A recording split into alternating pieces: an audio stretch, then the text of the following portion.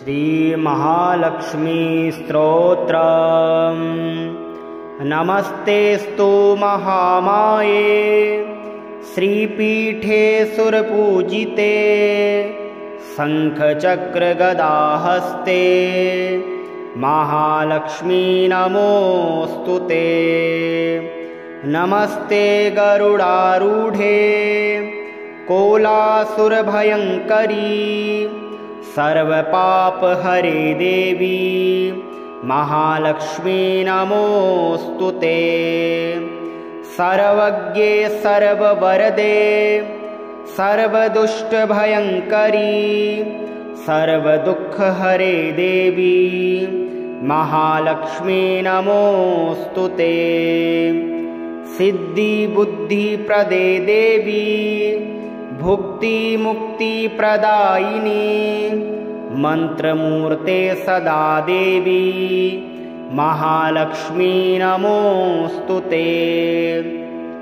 आद्यन्तरहिते देवी आद्यशक्ति महेश्वरी योगजे योगसम्भूते महालक्ष्मी नमोऽस्तुते।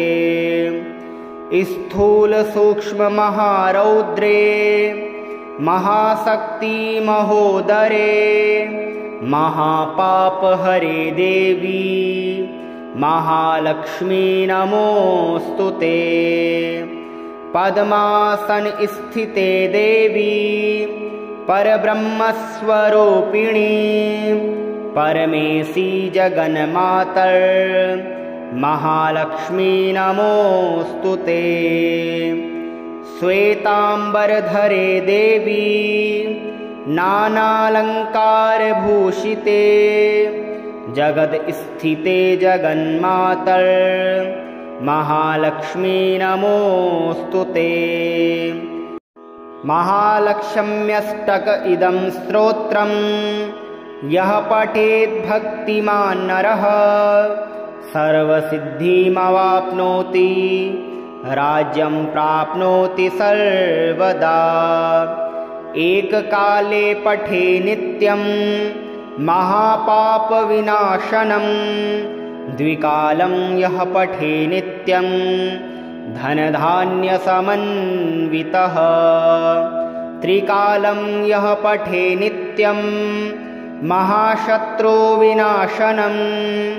महालक्ष्मी भवे नित्यं प्रसन्ना वरदा शुभा।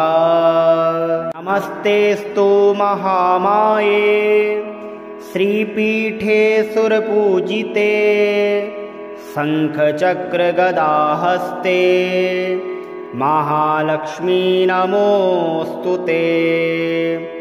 नमस्ते गरुडारूढे कोलासुरभयङ्करी सर्वपापहरे देवी महालक्ष्मी नमोऽस्तुते। सर्वज्ञे सर्ववरदे सर्वदुष्टभयङ्करी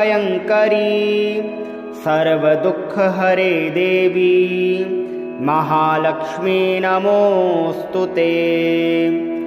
सिद्धिबुद्धिप्रदे देवी भुक्तिमुक्तिप्रदायिनी मन्त्रमूर्ते सदा देवी महालक्ष्मी नमोऽस्तुते। आद्यन्तरहिते देवी आद्यशक्ति महेश्वरी योगजे योगसम्भूते महालक्ष्मी नमोऽस्तुते। स्थूल सूक्ष्म महारौद्रे महाशक्ति महोदरे महापापहरे देवी महालक्ष्मी नमोऽस्तुते। पद्मासन स्थिते देवी परब्रह्मस्वरूपिणी परमेशी जगन्मातर महालक्ष्मी नमोऽस्तुते। श्वेताम्बरधरे देवी नानालङ्कारभूषिते जगदस्थिते जगन्मातर महालक्ष्मी नमोऽस्तु ते। महालक्ष्म्यष्टक इदं स्तोत्रम् यः पठेत् भक्तिमान् नरः सर्वसिद्धिमवाप्नोति राज्यं प्राप्नोति सर्वदा। एककाले पठे नित्यं महापापविनाशनं द्विकालं यः पठे नित्यं धनधान्यसमन्वितः। त्रिकालं यः पठे नित्यं महाशत्रुविनाशनं महालक्ष्मी भवे नित्यं प्रसन्ना वरदा शुभा। नमस्तेऽस्तु महामाये श्रीपीठे सुरपूजिते शङ्खचक्रगदाहस्ते महालक्ष्मी नमोऽस्तु ते। नमस्ते गरुडारूढे कोलासुरभयङ्करी सर्वपापहरे देवी महालक्ष्मी नमोऽस्तु ते। सर्वज्ञे सर्ववरदे सर्वदुष्टभयङ्करी सर्वदुःखहरे देवी महालक्ष्मी नमोऽस्तु ते। सिद्धिबुद्धिप्रदे देवी भुक्तिमुक्तिप्रदायिनी मन्त्रमूर्ते सदा देवी महालक्ष्मी नमोऽस्तु ते। आद्यन्तरहिते देवी आद्यशक्ति महेश्वरी योगजे योगसम्भूते महालक्ष्मी नमोऽस्तु ते।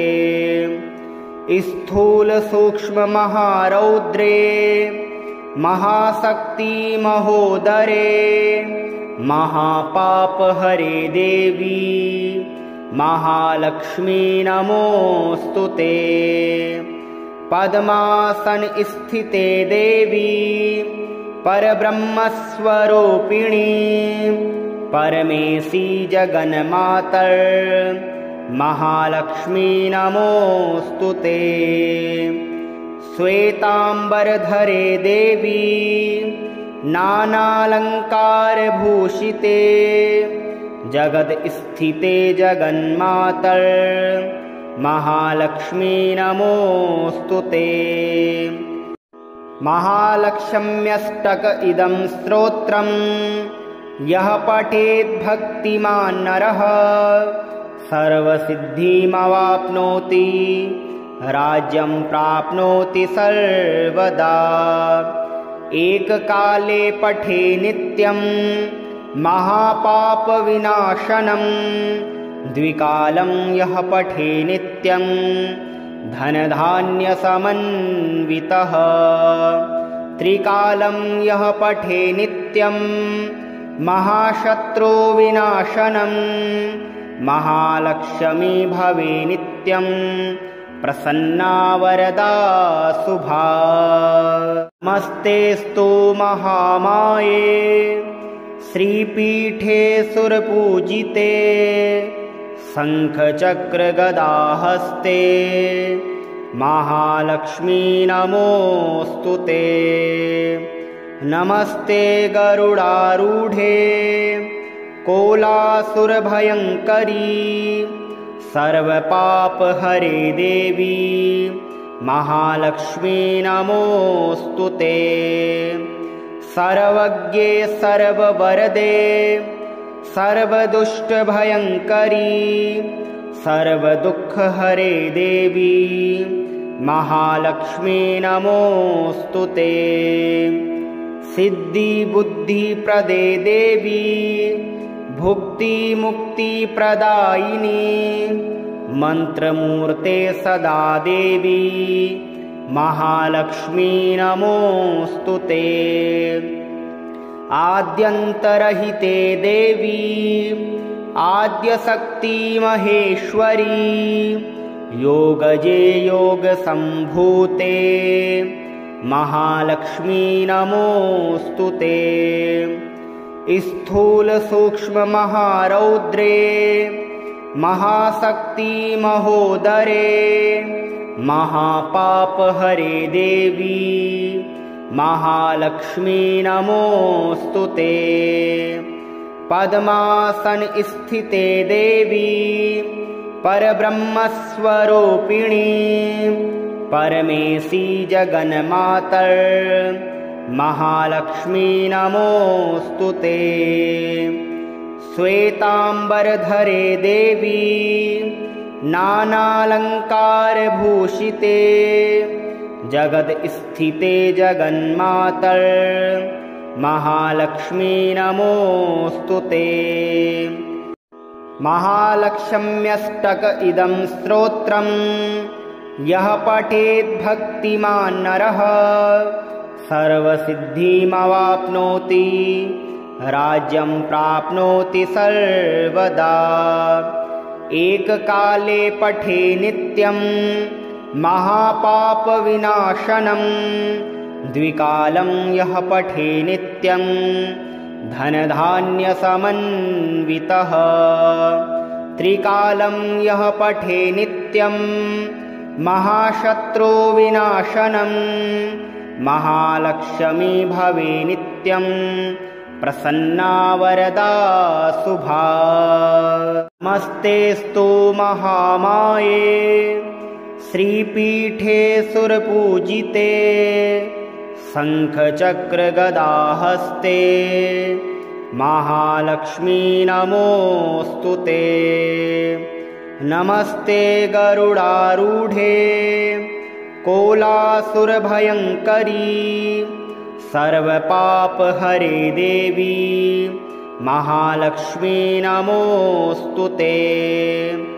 सर्वज्ञे सर्ववरदे सर्वदुष्टभयङ्करी सर्वदुःखहरे देवी महालक्ष्मी नमोऽस्तु ते।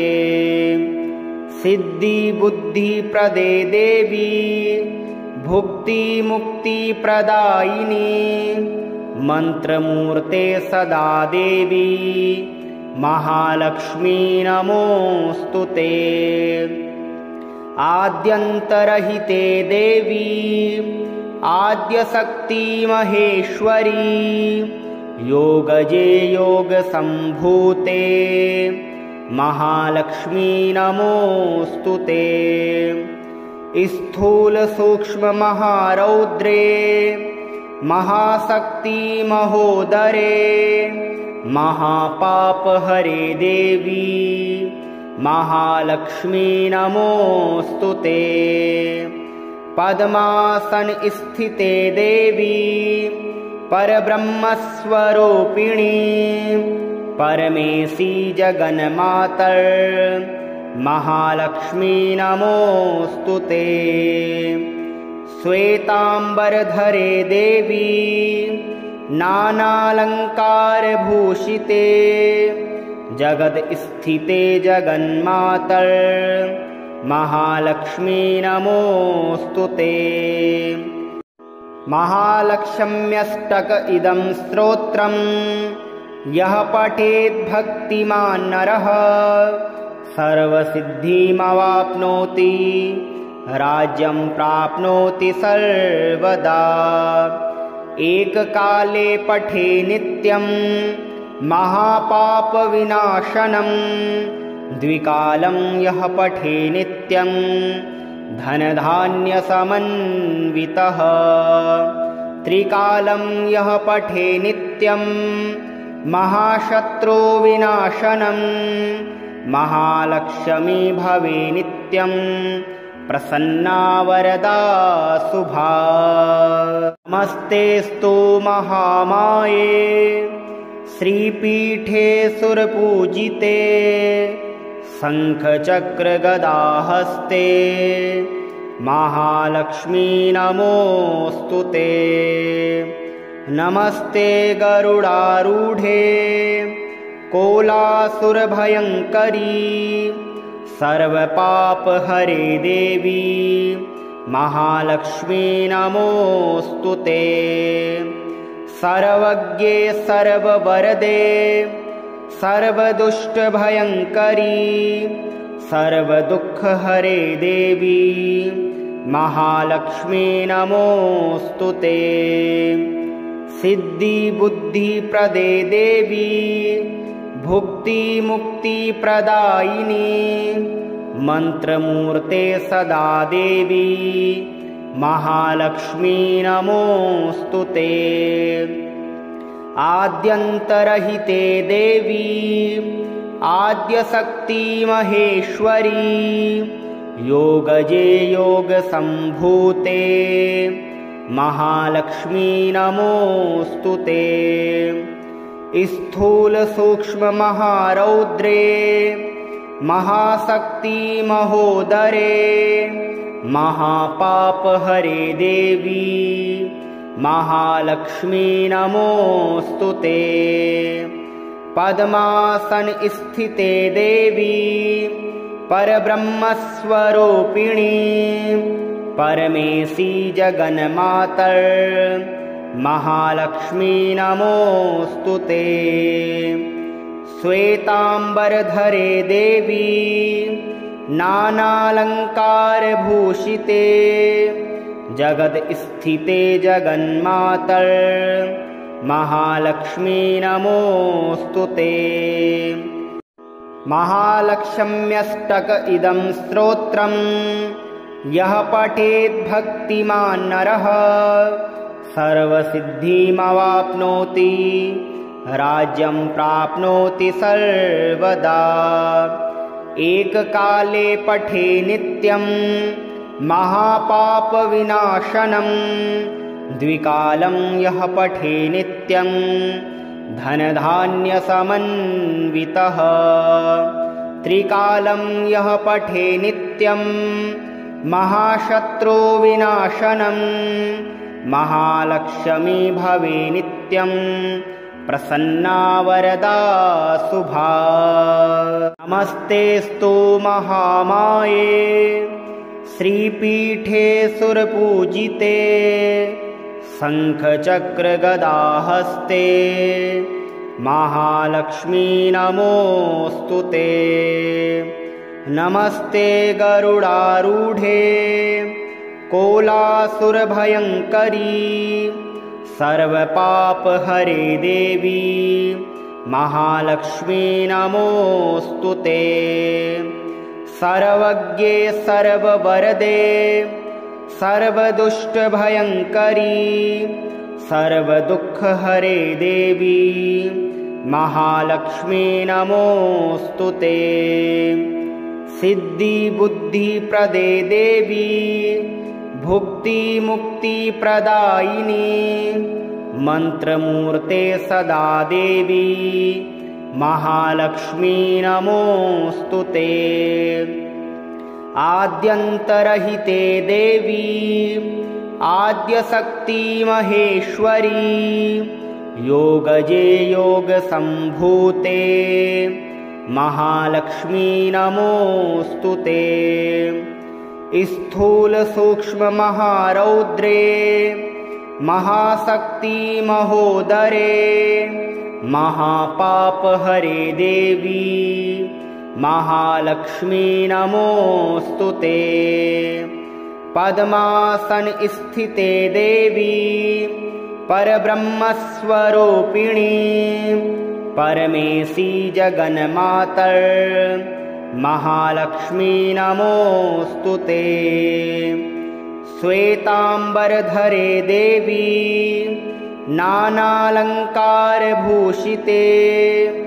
जगदस्थिते जगन्मातर् महालक्ष्मी नमोऽस्तु ते।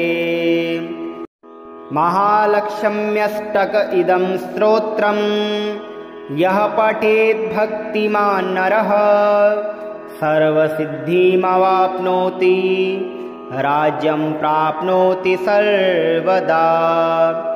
एककाले पठे नित्यं महापापविनाशनं द्विकालं यः पठे नित्यं धनधान्यसमन्वितः त्रिकालं यः पठे नित्यं महाशत्रुविनाशनं महालक्ष्मी भवे नित्यं प्रसन्ना वरदा शुभा। नमस्तेस्तु महामाये श्रीपीठे सुरपूजिते शङ्खचक्रगदाहस्ते महालक्ष्मी नमोऽस्तुते। नमस्ते गरुडारूढे कोलासुरभयङ्करी सर्वपापहरे देवी महालक्ष्मी नमोऽस्तुते। सर्वज्ञे सर्ववरदे सर्वदुष्टभयङ्करी सर्वदुःखहरे देवी महालक्ष्मी नमोऽस्तुते। सिद्धिबुद्धिप्रदे देवी भुक्तिमुक्तिप्रदायिनी मन्त्रमूर्ते सदा देवी महालक्ष्मी नमोऽस्तुते। आद्यन्तरहिते देवी आद्यशक्ति महेश्वरी योगजे योगसम्भूते महालक्ष्मी नमोऽस्तुते। स्थूलसूक्ष्ममहारौद्रे महाशक्ति महोदरे महापापहरे देवी महालक्ष्मी नमोऽस्तुते। पद्मासन स्थिते देवी परब्रह्मस्वरूपिणी परमेशी जगन्मातर महालक्ष्मी नमोऽस्तुते। श्वेताम्बरधरे देवी नानालङ्कारभूषिते जगद्स्थिते जगन्मातर महालक्ष्मी नमोऽस्तुते। महालक्ष्म्यष्टक इदं स्तोत्रम् यः पठेत् भक्तिमान् नरः सर्वसिद्धिमवाप्नोति राज्यं प्राप्नोति सर्वदा। एककाले पठे नित्यं महापापविनाशनं द्विकालं यः पठे नित्यं धनधान्यसमन्वितः त्रिकालं यः पठे नित्यं महाशत्रुविनाशनं महालक्ष्मी भवे नित्यं प्रसन्ना वरदा शुभा। नमस्तेस्तु महामाये श्रीपीठे सुरपूजिते शङ्खचक्रगदाहस्ते महालक्ष्मी नमोऽस्तुते। नमस्ते गरुडारूढे कोलासुरभयङ्करी सर्वपापहरे देवी महालक्ष्मी नमोऽस्तुते। सर्वज्ञे सर्ववरदे सर्वदुष्टभयङ्करी सर्वदुःखहरे देवी महालक्ष्मी नमोऽस्तुते।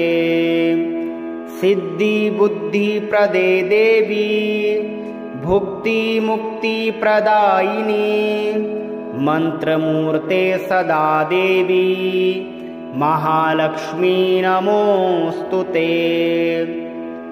आद्यन्तरहिते देवी आद्यशक्ति महेश्वरी योगजे योगसम्भूते महालक्ष्मी नमोऽस्तुते। स्थूलसूक्ष्ममहारौद्रे महाशक्ति महोदरे महापापहरे देवी महालक्ष्मी नमोऽस्तुते। पद्मासन स्थिते देवी परब्रह्मस्वरूपिणी परमेशी जगन्मातर महालक्ष्मी नमोऽस्तु ते। श्वेतांबरधरे देवी नानालंकारभूषिते जगदस्थिते जगन्मातर् महालक्ष्मी नमोऽस्तु ते। महालक्ष्म्यष्टक इदं स्तोत्रम् यः पठेत् भक्तिमान् नरः सर्वसिद्धिमवाप्नोति राज्यं प्राप्नोति सर्वदा। एककाले पठे नित्यं महापापविनाशनं द्विकालं यः पठे नित्यं धनधान्यसमन्वितः। त्रिकालं यः पठे नित्यं महाशत्रुविनाशनं महालक्ष्मी भवे नित्यं प्रसन्ना वरदा शुभा। नमस्तेऽस्तु महामाये श्रीपीठे सुरपूजिते शङ्खचक्रगदाहस्ते महालक्ष्मी नमोऽस्तु ते। नमस्ते गरुडारूढे कोलासुरभयङ्करी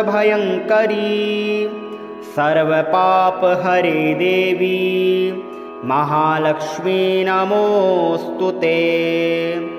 सर्वज्ञे सर्ववरदे सर्वदुष्टभयङ्करी सर्वदुःखहरे देवी महालक्ष्मी नमोऽस्तु ते। सिद्धिबुद्धिप्रदे देवी भुक्तिमुक्तिप्रदायिनी मन्त्रमूर्ते सदा देवी महालक्ष्मी नमोऽस्तु ते। आद्यन्तरहिते देवी आद्यशक्ति महेश्वरी योगजे योगसम्भूते महालक्ष्मी नमोऽस्तु ते। स्थूलसूक्ष्ममहारौद्रे महाशक्ति महोदरे महापापहरे देवी महालक्ष्मी नमोऽस्तु ते। पद्मासन स्थिते देवी परब्रह्मस्वरूपिणी परमेशी जगन्मातर् महालक्ष्मी नमोऽस्तु ते। श्वेतांबरधरे देवी नानालंकारभूषिते जगदस्थिते जगन्मातर् महालक्ष्मी नमोऽस्तु ते। महालक्ष्म्यष्टक इदं स्तोत्रम् यः पठेत् भक्तिमान् नरः सर्वसिद्धिमवाप्नोति राज्यं प्राप्नोति सर्वदा। एककाले पठे नित्यं महापापविनाशनं द्विकालं यः पठे नित्यं धनधान्यसमन्वितः। त्रिकालं यः पठे नित्यं महाशत्रुविनाशनं महालक्ष्मी भवे नित्यं प्रसन्ना वरदा शुभा।